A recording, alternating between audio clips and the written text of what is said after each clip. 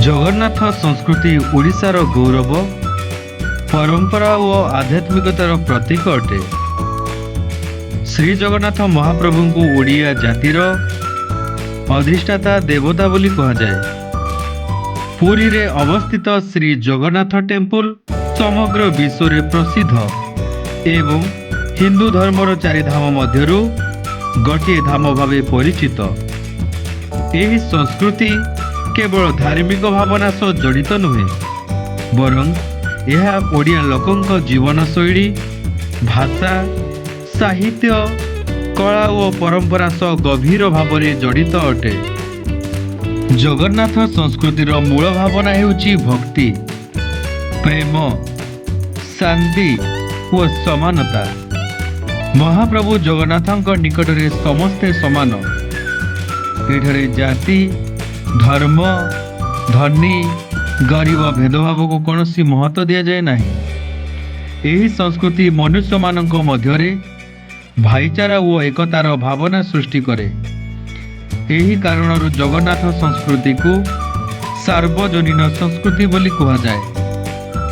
जगन्नाथ संस्कृतिर सबुठारु बड़ आकर्षण हेउछि रथ यात्रा।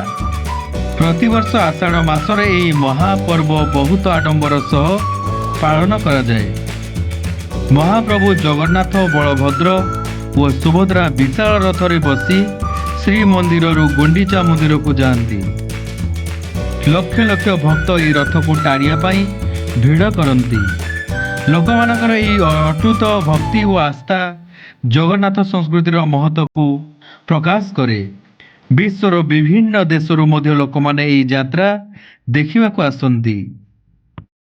जगन्नाथ मंदिर महाप्रसाद मध्य विशेष महत्व रखे। यह को अबढ़ा बोली कहा जाए।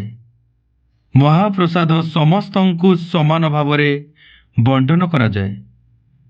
धनी किंबा गरीब समस्ते एक साथी रे बसी यह सेवन करती। यह समानता और भाईचारार एक उत्तम उदाहरण अटे। जगन्नाथ संस्कृति ओडिया साहित्य और कला को मध्य समृद्ध करिछि। अनेक कवि, भक्त और साहित्यक महाप्रभुक उपरे अनेक भजन, कविता और गीत रचना करिसेंती।